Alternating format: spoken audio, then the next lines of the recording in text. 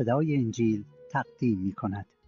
زندگی ایوب پیامبر، اقتباس از 18مین قسمت از تورات مقدس.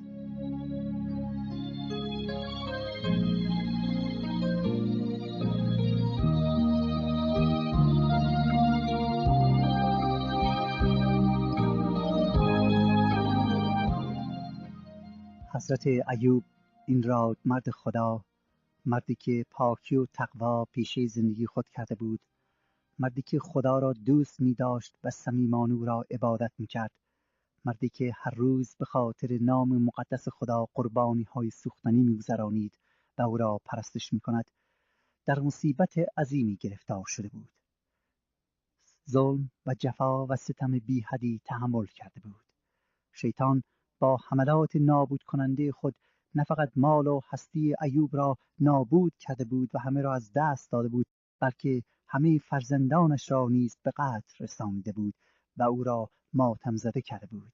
ایوب نه فقط مال و زندگیش را از دست داده بود، نه فقط فرزندانش را از دست داده بود، نه فقط سلامتی خود را نیز از دست داده و تمام بدنش را دمل‌های چرکین فرا گرفته بودند که حتی کرم زده بودند، بلکه تنها یارانش، تنها عزیزانش نیز که برای تسلی خاطر پیش ایوب آمده بودند، او را تحت نفوذ خود قرار داده و به جای اینکه ایوب را تسلی بدهند، او را محکوم به خطا و گناه می‌کنند و به ایوب می‌گویند که علت این بدبختی‌ها و این حالت رغبت انگیزی که تو داری از آن جهت است که خدا تو را داوری کرده و توی ایوب گناه کردی و در نتیجه خدا تو را به سزای اعمالت رسانیده است. ایوب می‌دانست که گناهی که چنین نتیجهش باشد انجام نداده است. می‌دانست که سراسر زندگیش ترس خدا در قلبش بوده. می‌دانست که پاک و عادل زندگی کرده است. پس دعوی و ادعای آن یارانش را رد می‌کنه و به آنها می‌گوید که هیچ کس نمی‌تواند خدا را مورد مؤاخذه قرار بدهد. او هر کاری را که بخواهد می‌کند، حتی اگر شخص عادلی را به انواع امراض مبتلا سازد. زیرا ایوب جواب دیگری نداشت. او حیران بود که چرا خدا اجازه می‌دهد شخص عادلی جفا ببیند. او حیران بود که چرا خداوند دست محبت خود را بر او دراز نمی‌کنه و او را از این بدبختی و بلا و مرض نجات بدهد. و چون جوابی از خدا نیافته بود، به یارانش میگوید به هر حال ما نمیتوانیم در اراده خدا تغییری به وجود بیاوریم. هیچ کس نمیتونه خدا را مورد مؤاخذه قرار بدهد. او هر کاری که بخواهد میکند، حتی اگر شخص عادل را به انواع امراض مبتلا سازد. سپس ایوب رو به خدا کرده و از خدا یکتا میخواهد که به 2 سوالی که دارد پاسخ بدهد. میفرماید خداوندا، جانم را به تو تسلیم میکنم و راه خود را به حضور تو ثابت نگاه خواهم داشت. تمنا این که خطایا و گناهانم را آشکار ساز. به من بگو ای خدا که گناهانم چقدر است و تقصیر و گناه مرا به من نشان بده. او میخواهد بداند که علت این همه مصیبت چیه، تا لااقل آن را برطرف سازد، تا بدونی که بله حقیقتا حقش بوده که این بدبختی ها را نصیب خود کند. و سپس خود را در مقابل خدا به کاهی تشبیه می کند و می گوید ای خدا، آیا مرا از هر بادی می رهانی؟ او از خدا سوالهایی می کنه که هر شخصی وقتی در مصیبت و ناراحتی و گرفتاری در ذهنش از خدا خواهد کرد.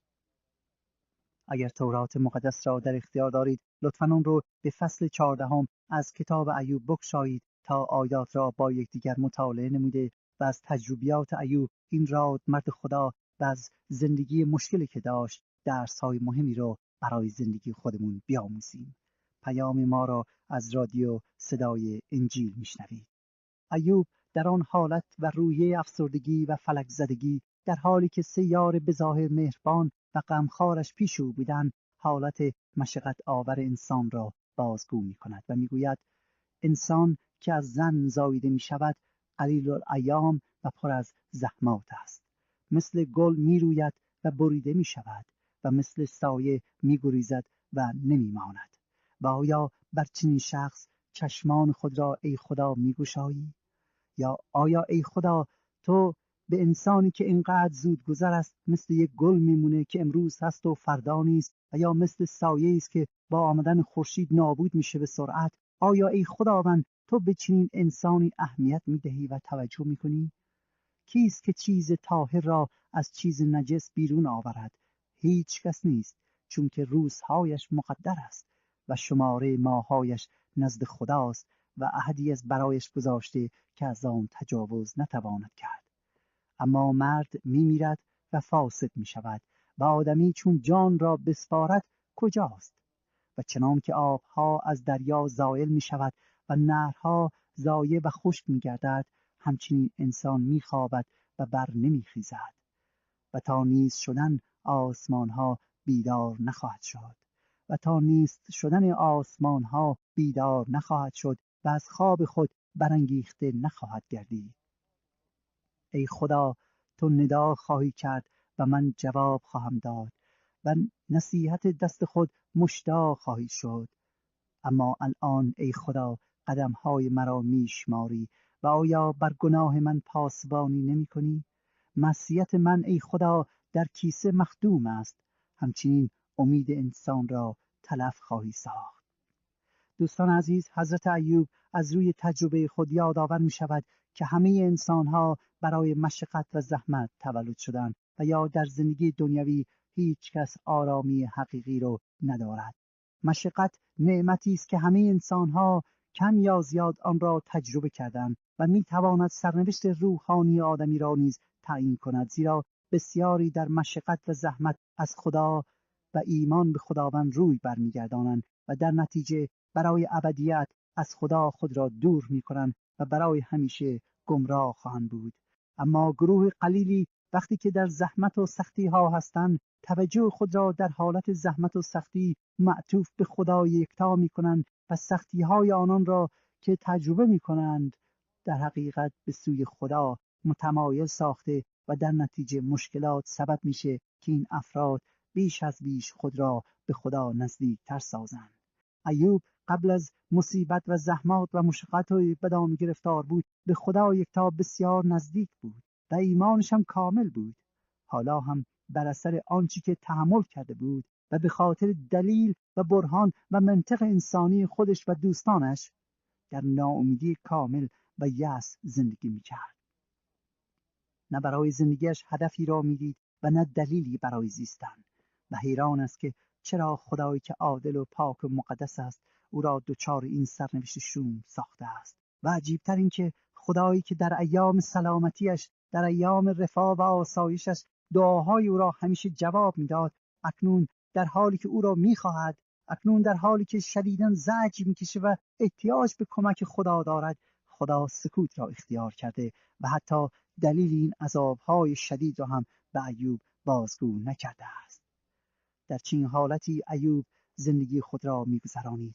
او ما انسانها را توجه به یک حقیقت مهم معطوف می‌کنه و می‌گوید که ای انسانها، عمر همه ما طولانی نیست، بلکه عمرمان همچون سایه‌ای است که در لحظه وجود دارد و بعد نابود می‌شود. ما انسانها زندگیمون مثل یک گلی است که امروز می‌شکفد و فردا خشک و نابود می‌شود و به اصطلاح ایوب زندگی ما انسانها ارزشمون مثل یک کاهی خشک که به وسیله هر بادی پراکنده می شود. ایوب در حالت ناامیدی به سر می برد و حیران بود که چرا خدا جواب سوالش را نمی دهد. دوست من، آیا شما در زندگی در چنین مرحله رسیده اید که سختی ها شما را در حقیقت خورد کرده باشه و از خداوند بارها و بارها تمنا کرده باشید، دعا کرده باشید که آخه خدایا چرا، ولی دعاتون جواب داده نشده باشد؟ راستی در چنین حالتی چه نوع فکری در مورد خدا می کنید؟ آیا او را رد می کنید و یا بیشتر به او اعتماد می کنید؟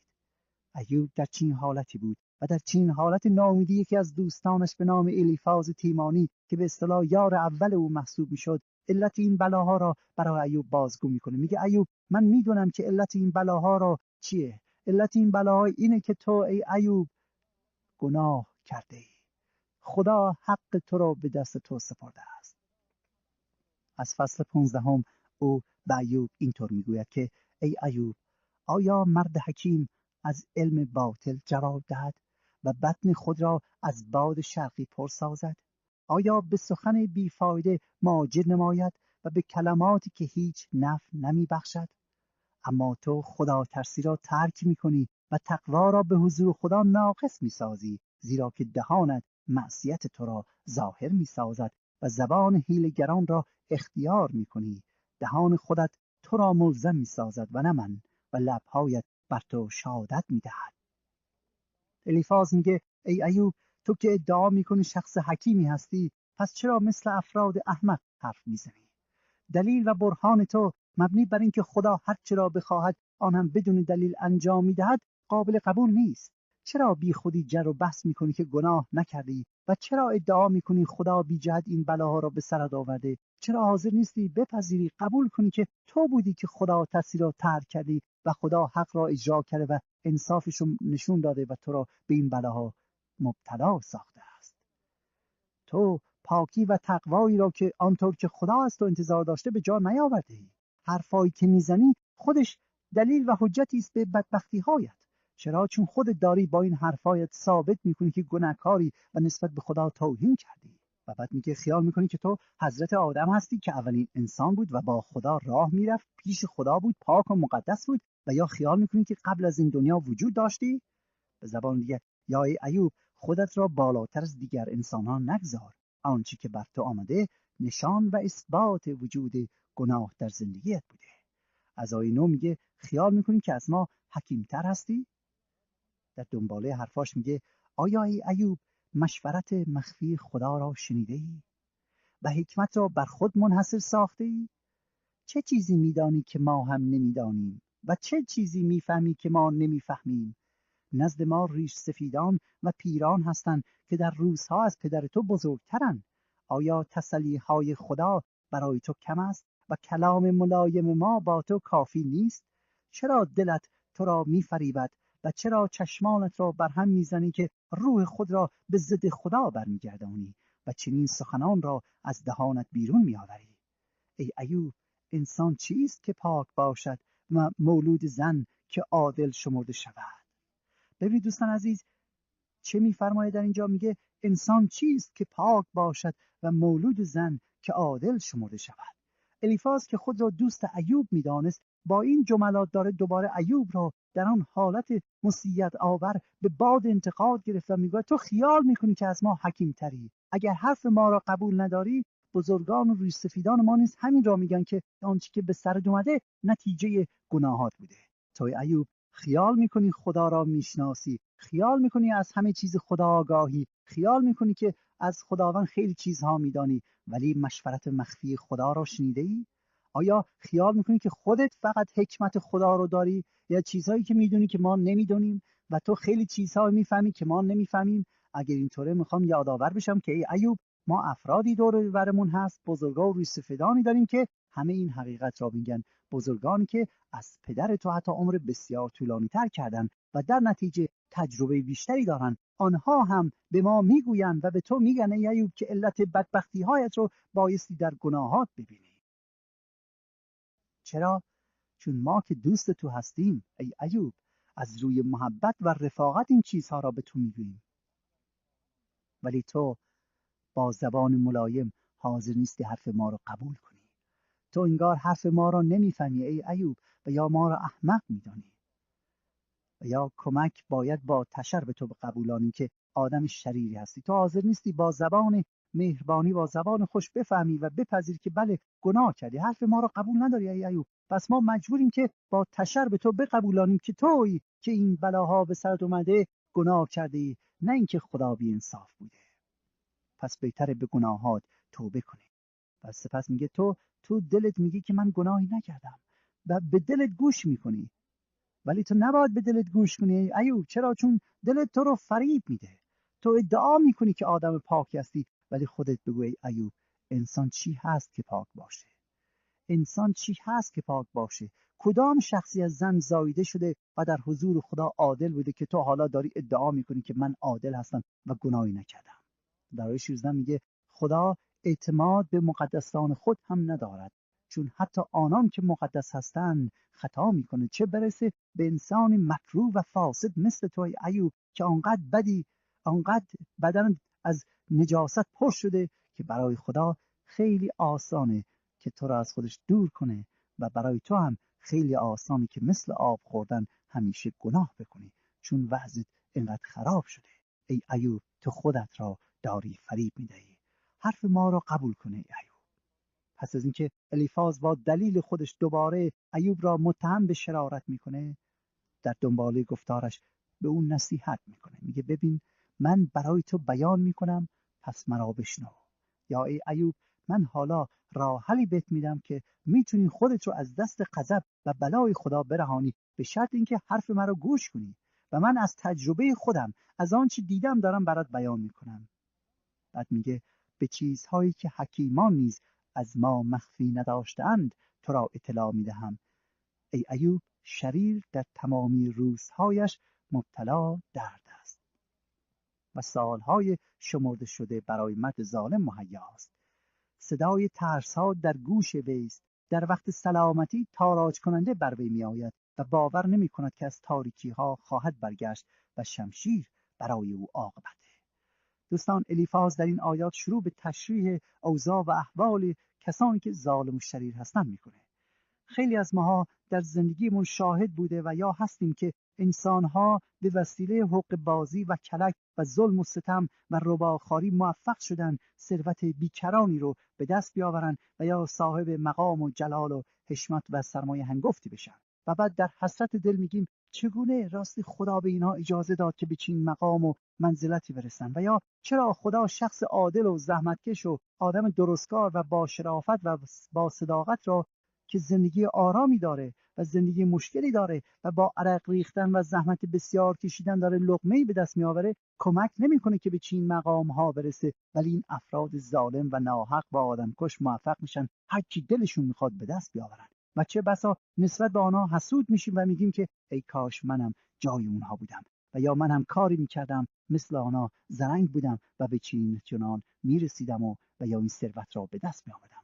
حالا که دنیا اینقدر به هم ریخته و کسی به کسی نیست، ای کاش من هم مثل آنها بودم. ولی دوست من، امیدوارم که این آرزو رو هرگز در فکرتون راه ندهید، زیرا کتاب مقدس به خوبی نشون میده لقمه خشک اما با شرافت خوردن به مراتب خوشمزه تر از مرغ پرنیار که از راه نادرست و یا ظلم به دست آمده باشد. الیفاز میگه شخص شریر هیچ وقت فکر آسوده ای نداره، همیشه نگران جان و مال و سلامتی خودش است. میدونه که دشمن داره، میدونه که ظلم کرده و میدونه خدایی است که به هر حال یه روزی و یه ساعتی عدالتش رو اجرا میکنه و او به سزای اعمالش میرسه. میگه اگرچه سفره‌اش از انواع غذاها پر باشه، ولی هرگز طعم خوشمزه‌ای براش نخواهد بود. اگرچه همه چیز رو فراهم کرده تا فکرش آسوده باشه، ولی هیچ چیزی، حتی خانه‌های ضد بمب هم براش امنیت و آرامی فکر نمی آورد. شخص شریر نمیتونه آرامش فکری خوبی داشته باشد. میگوید هر ساعتی که از عمر شریر میگذرد درد میکشه و میدونه که عمرش کوتاه. در هر عمل و هر کاری و هر لحظه میگه که نکند الان یا امروز بمیرم و همه چیز را از دست بدهم. ترس از مرگ آرامی را از او گرفته و زندگی براش تلخ شده. شخص شریر نمیتونه راحت بخوابه. این اشخاص از زندگی ذره‌ای لذت نمیبرن. و دوستان عزیز، باور کنید آرامی فکر و یا خیال راحت ارزشش به مراتب بسیار بالاتر از ثروت‌های بیکرانه و ثروت و مقام نمیتونه این آرامش رو به انسانها بدهد. آرامشی که به وسیله صداقت و پاکی و راستی و ایمان به خدا به دست میاد. مسیح میگوید صلحی که من به شما میدم، آرامی که من به شما میدم، جهان در خودش نداره و جهان نمیتواند آن را حتی بفهمد. نه فقط آن، بلکه از آیه 24 الیفاز بدبختی ها و نوع زندگی چین افراد شریر را ادامه میده و برای ما توضیح میده که اینها چه زندگی بدی دارند. میگوید تنگی و ضیق او را میترساند، زیرا دست خود را به ضد خدا دراز کرده و بر قادر مطلق تکبر مینماید. یا اعمال او، کارها و افکار او ضد خداست و در نتیجه بر ضد خدا عمل میکنه که این دشمنی با خداست و حتی بر خدا تکبر میکنه. دوست من، حسابش را بکنید. چین اشخاص خیال میکنن که خوشبخت هستند، اما در حقیقت از همه بدبخترن. پس چرا آرزو کنیم که مثل اینها باشیم؟ از آیه 29 میگوید چین شخصی غنی نخواهد شد و دولتش هم پایدار نخواهد بود. باد آورده را باد میبرد. آدم شریر هیچ وقت احساس قناعت و کافی داشتن نخواهد کرد و در نتیجه همیشه طمعکار خواهد بود و همیشه خودخواه باقی خواهد ماند و آدم طمعکار از خدا برکت نخواهد گرفت. نه فقط آن، بلکه میگوید تمام اموالش در دنیا نابود خواهد شد. و از آیه 30 میگوید شخص شریر از تاریکی و ظلمت رها نخواهد شد و آتش شاخه‌هایش را خواهد خشکانید و به نفخه دهان او زایل خواهد شد و بتالت عجز او خواهد بود و قبل از رسیدن وقتش تماما ادا خواهد شد. دقت کنید دوستان که این آیه چی میگوید؟ میگوید قبل از رسیدن وقتش تماما ادا خواهد شد و یا خدا حق این شریر را کف دستش میگذارد، آن هم زودتر از ایامی که حتی او خیال میکند. و در آیه 32 میگوید شخص شریر مثل مو است که قوره خود را خواهد افشان و مثل زیتون شکوفه خود را خواهد ریخت. یا شخص شریر هرگز از طعم حقیقی زندگی نخواهد چشید و از زندگی لذت نخواهد برد و هرگز با آن نعمت و هدفی که خدا برایش در این عالم برگزیده نخواهد رسید و البته آینده‌ای هم نخواهد داشت و شخص مفیدی نیز نخواهد بود. چرا؟ چون خدا شریران را بیکس خواهد کرد و خیمه‌های رشوه خوران را آتش خواهد سوزانید. به شقاوت حامله شده مصیبت را میزایند و شکم ایشان فریب را آماده میکنند. میگوید مردان شریر یا مردان ظالم فکرهایشون مصیبت را به بار میآورند. اعمالشون، زندگیشون و نتیجه کارهاشون همه بدبختی خواهد بود و اگرچه مفخر هستند ولی در حقیقت فریبکاری خود را آشکار میکنند. حالا الیفاز میخواد به ایوب نشون میده که این همه بدبختی که نصیب شده درست مثل همون ثمرات شریرانه. نتیجه این بوده که نسبت به خدا گناه کرده. او استفاده و عاقبت شریران رو تشریح کرده و حالا و موقعیت ایوب درست مثل کسی بود که نسبت به خدا گناه عظیم کرده و شرارت بسیار نموده. برای همونه به ایوب در حقیقت داره میگه که ای ایوب، تو قبول داری که عاقبت آدم گناهکار و شریر این چیز هاست. به خودت نگاه کن، بعد خودت متوجه میشی. وضع خودتو قانع میکنه که تو در چین حالتی قرار گرفتی. در نتیجه باید بپذیری که گناه کردی. این بلاهایی که ای ایوب نصیب تو شده در حقیقت نتیجه اعمال و کارهایی است که در خفا کرده ای و در نظر خدا گناهش بوده. بلا اگر گناهی نداشتی خدا این بلاها را به سرت نمی آورد. تو لحظه آرامی نداری ای ایوب. آتش خدا خانه و زندگیت را نابود کرده. بدن تو فاسد شده. چشمان دیگه خواب نداره. تمام روزها به درد مبتلا هستی. اینا همه نشون میدن که تو گناهکاری ای ایوب و به جای اینکه از خدا بپرسی که خدایا چرا مرا به این روز نشاندی، بهتره که تو از گناهها دست بکشی، توبه کنی، چون خدا بی جهت کسی را اینطوری عذاب نمیده. خدا بی جهت این بلاها رو به سر آدم نمیاره مگر اینکه مرتکب گناه شده باشن. الیفاز این دوست به ظاهر بسیار مهربان ایوب با دلیل و منطق انسانی ثابت میکنه که ایوب مرتکب شرارت عظیم شده و آنچه که به سر ایوب آمده در واقع حقش بوده. با این جملات او ایوب را بیش از بیش در حقیقت عذاب میده. چرا؟ چون دوستان عزیز خود ایوب میدانست که مرتکب چنین گناهانی نشد. میدانست که نزد خدا با تمام تواناییش پاک زندگی کرده، ولی نمیدانست که چرا خدا اجازه داده که این همه ظلم و ستم و بدبختی به سر او بیاد. و هر چقدر هم به دوستاش میگفت که بابا گناهی نکردم، خدا خود شاهده که گناهی نکردم، آنها باور نمیکردند، بلکه برعکس او رو بیشتر محکوم میساختند. نکته دیگر این که الیفاز با بیان این جملات خودش رو عادل و ایوب را محکوم به گناه میکنه، با جملاتی که خود را مبرا از هر گناه میدانست. چرا؟ چون دوست من او هنوز صاحب اموال و ثروت، فرزندانی داشت که زنده بودند، زندگی راحتی داشت، خودش هم سالم بود، نگرانی نداشت.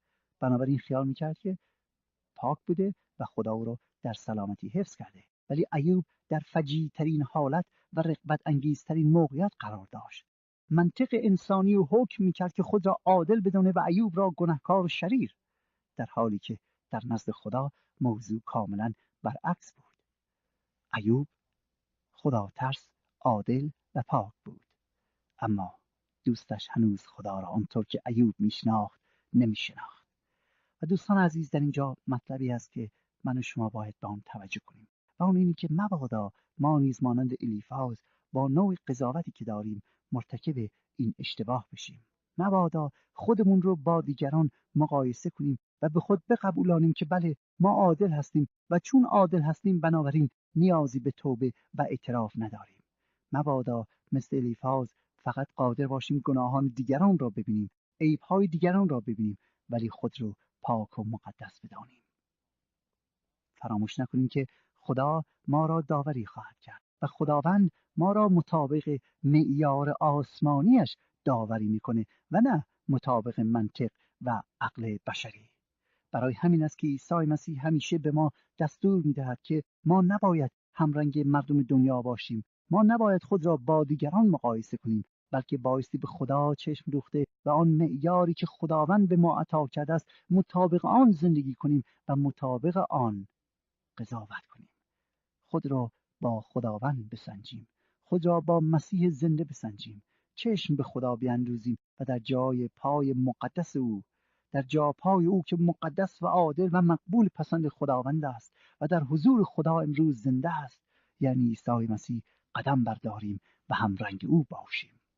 بله دوستان عزیز، خوشبختی واقعی برای انسان اینه که همرنگ عیسی مسیح باشد، یعنی هر آنچه که او کرد، هر آنچه که او گفت و هر آنچه که او فکر می‌کرد همان را انجام بدهد و همان را داشته باشد، زیرا این خواست خدا برای همه ماست. مسیح مقبول پسند خدا گردید. اگر ما نیز در جاپای او قدم برداریم، مقبول پسند خدا واقع خواهیم شد. آنچه شنیدید برنامه‌ای بود از رادیو صدای انجیل. خوشحال می‌شویم که با ما مکاتبه کنید و از نشریات و ادبیات ما استفاده نمایید و از طریق شبکه‌های اجتماعی فیسبوک، گوگل پلاس و یوتیوب با تایپ فارسی رادیو صدای انجیل همراه ما باشید. همچنین از طریق تلفن و ایمیل نیز می‌توانید با ما تماس بگیرید. آدرس ایمیل ما از این قرار است: radioenjil@gmail.com. تکرار می کنم، ایمیل ما radioenjil@gmail.com و تلفن ما 201 616 920 1791. تکرار می کنم، 201 616 920 1791. تا برنامه دیگر و روز دیگر، خدای یکتا و مسیح زنده با شما باشد.